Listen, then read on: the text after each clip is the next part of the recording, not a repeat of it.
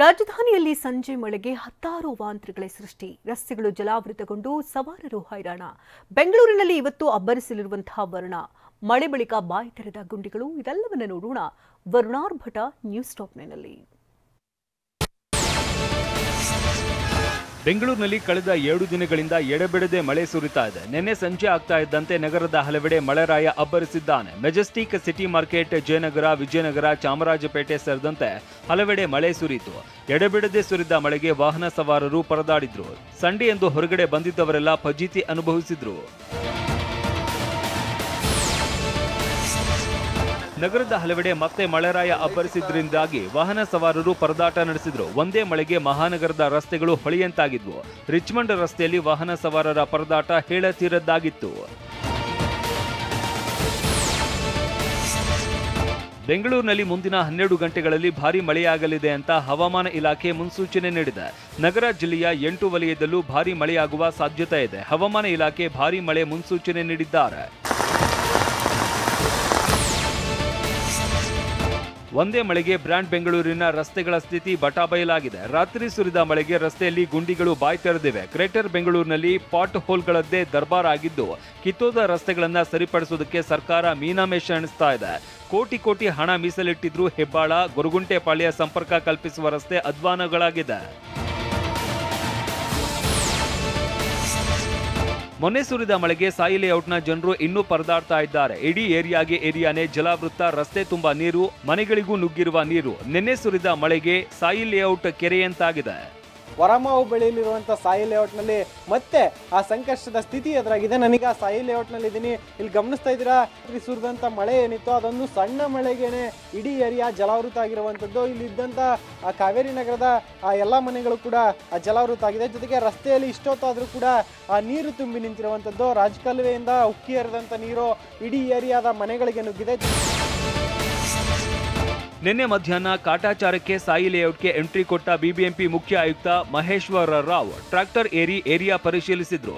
ರಾತ್ರಿ ಇಡೀ ಕ್ಯಾರೆ ಎನ್ನದೆ ಎಲ್ಲ ಮುಗಿದ ಬಳಿಕ ಸ್ಥಳಕ್ಕೆ ಬಂದ ಬಿಬಿಎಂಪಿಯ ಕಮಿಷನರ್ಗೆ ಮಹಿಳೆ ಬಿಸಿ ಮುಟ್ಟಿಸಿದ್ಲು.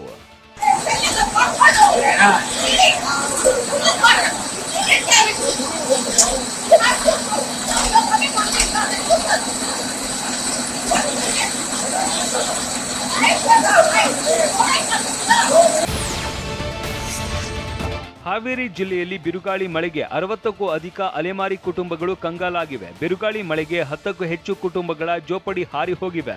7 ದಶಕದಿಂದ ಶಾಂತಿನಗರ ಮತ್ತು ಇಜಾರಿ ಲಕಮಾಪುರ ಹೊರವಲಯದಲ್ಲಿ ಕುಟುಂಬಗಳು ವಾಸ ಇದ್ವು. ಸೂರಿಲ್ಲದೆ ಬೀದಿಯಲ್ಲಿ ಪುಟ್ಟ ಮಕ್ಕಳನ್ನ ಕಟ್ಟಿಕೊಂಡು ಅಲೆಮಾರಿಗಳು ರಾತ್ರಿ ಕಳೆದಿದ್ದಾರೆ.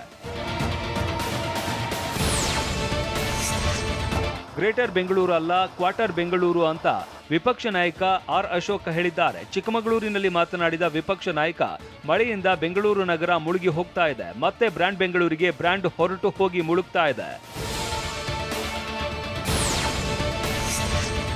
ಬೆಂಗಳೂರಿನಲ್ಲಿ ಧಾರಾಕಾರ ಮಳೆಯಿಂದ ಅವಾಂತರ ಸೃಷ್ಟಿಯಾಗಿದೆ. ಇದೇನು ಗ್ರೇಟರ್ ಬೆಂಗಳೂರು, ಹೆಚ್ಚು ಮಳೆಯಾದರೆ ಮುಳುಗುತ್ತದೆ, ಕಡಿಮೆ ಸುರಿದರೆ ತೇಲುತ್ತದೆ ಅಂತ ಕೇಂದ್ರ ಸಚಿವ ಎಚ್.ಡಿ. ಕುಮಾರಸ್ವಾಮಿ ಕಿಡಿಕಾರಿದ್ದಾರೆ.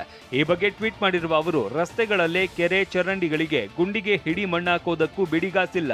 ಸುರಂಗಕ್ಕೆ ಮಾತ್ರ ಸಾವಿರಾರು ಕೋಟಿ ಟೆಂಡರ್ ಅಂತ ಎಚ್.ಡಿ.ಕೆ ಕಿಡಿಕಾರಿದ್ದಾರೆ.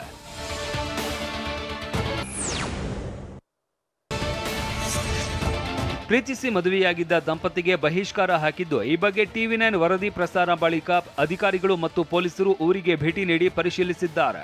ಕೊಪ್ಪಳ ತಾಲೂಕಿನ ಚಿಲಕಮುಖಿ ಗ್ರಾಮಕ್ಕೆ ತಹಶೀಲ್ದಾರ್ ವಿಠಲ್ ಮತ್ತು ಕೊಪ್ಪಳ ಗ್ರಾಮಾಂತರ ಠಾಣೆಯ ಪೊಲೀಸರು ಗ್ರಾಮದ ದೇವಸ್ಥಾನದಲ್ಲಿ ಶಾಂತಿ ಸಭೆ ನಡೆಸಿದ್ದಾರೆ. ಮತ್ತೊಮ್ಮೆ ಹೀಗಾದ್ರೆ ಪ್ರಕರಣ ದಾಖಲಿಸುವುದಾಗಿ ಎಚ್ಚರಿಕೆ ನೀಡಿದ್ದಾರೆ.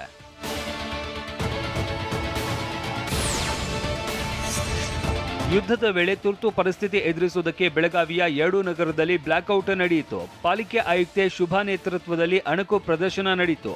ಹನುಮಾನಗರ, ಕುವೆಂಪು ನಗರದಲ್ಲಿ ಬ್ಲಾಕ್ಔಟ್ ಯುದ್ಧದ ಸೈರನ್ ಮೊಳಗ್ತಾ ಇದ್ದಂತೆ ಎಲ್ಲ ಲೈಟ್ ಆಫ್ ಆಗಿತ್ತು.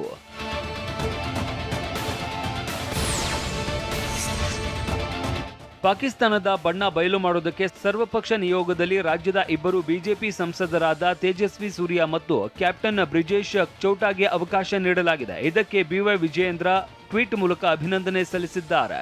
ಇಬ್ಬರೂ ಸಂಸದರು ನಿಯೋಗದ ಉದ್ದೇಶವನ್ನ ಸಾರ್ಥಕಗೊಳಿಸಲಿ, ಭಾರತದ ಸಾರ್ವಭೌಮತ್ವ ಹಾಗೂ ಶ್ರೇಷ್ಠತೆಯನ್ನ ಎತ್ತಿ ಹಿಡಿಯಲಿ ಅಂತ ಹೇಳಿದ್ದಾರೆ.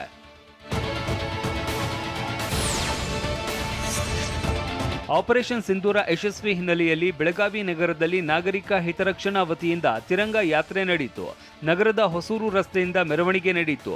ಶಾಸಕ ಅಭಯ್ ಪಾಟೀಲ್ ನೇತೃತ್ವದ ತಿರಂಗ ಯಾತ್ರೆಯಲ್ಲಿ ಕೈಯಲ್ಲಿ ರಾಷ್ಟ್ರಧ್ವಜ ಹಿಡಿದು ಭಾರತ ಪರ ಘೋಷಣೆ ಕೂಗುತ್ತಾ ಜನ ಸಾಗಿದ್ರು.